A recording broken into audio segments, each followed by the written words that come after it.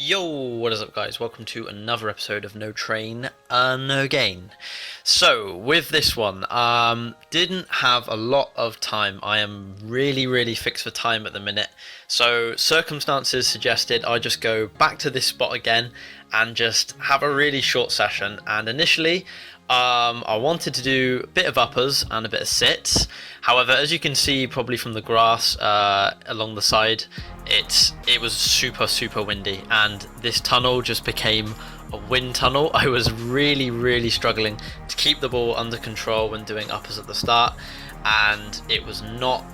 Let's just say this session did not get off to the most promising of starts, and sooner or later I realised this isn't feasible, and I had to kind of, well, first of all I tried to, with some of the stones that are pointing out in the tunnel, I thought maybe I could balance the camera on the side and get like a cool camera angle, but that is the face of, oh crap, this session's going to be an absolute disaster. So next thing you know, I've whacked the camera down and I'm having to do sits, and me and sits don't get on, as you probably will know as I've been following the series, but to be honest, I wasn't taking it too seriously. Well, actually no, that's not the best selection of words. Let's just say I wasn't gonna get as frustrated as I usually would because of my injury and stuff. It's better just to I was just pleased to be out the house training something rather than nothing.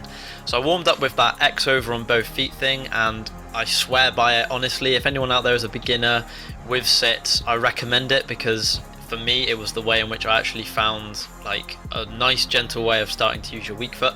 And then this little exercise here, I'm going to do this a little bit more often, trying multiple crossovers but on both feet. I think that's a good way to kind of test the cleanness of my crossovers, which obviously is a huge problem for me.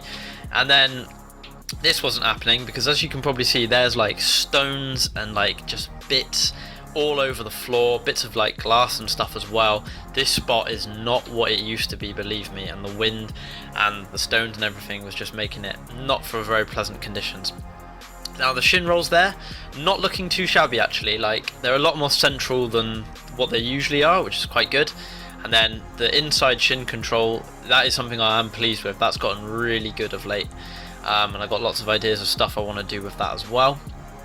And then just kind of finished off this bit with a little bit of randomness. I think it might be a failed pop. Yeah, it is. My pop still definitely needs some work. But this is what I was trying to get. With that last clip, I kind of got it onto the inside shin, but with help from my left leg, and I wanted to get it without it. And then I got caught in two minds there of whether to stall it on my foot or the outside of my shin. Another thing that I'm really happy with now is the consistency of my reverse Dametto. Definitely getting better. Shame I dropped it on every attempt at battles during Super Bowl. That was a bit disappointing. And of course, it wouldn't be a No Train No Gain without hitting the camera, it seems. So next I tried these, and I've never tried these before, so this is new sit piddle to Steve. And on their own, I think they look kind of lame, to be honest, but if you do them multiple times and with other stuff, I think they look quite cool. So I was just kind of getting a feel for them, to be honest, as I'd never tried them before. This was pretty cool as well. Was going to go for reverse Dametto, and I don't know why, but my body instead wanted to go for a sitting clipper. And I haven't done sitting clipper stuff in quite a while actually, so that kind of got my brain thinking about revisiting that in this session. And unfortunately that randomness there died out. It was looking okay actually, that set. So that was a nice sitting clipper there, really close to the camera. And to be honest, I prefer it if I could do more without it coming back into my legs, in between my legs. And then I realised, okay, maybe weak foot clipper is doable, and at the end of the session managed to get it there, so I was pretty happy with that, especially as my weak clipper. I just can't shape my foot like that on my weak side at all.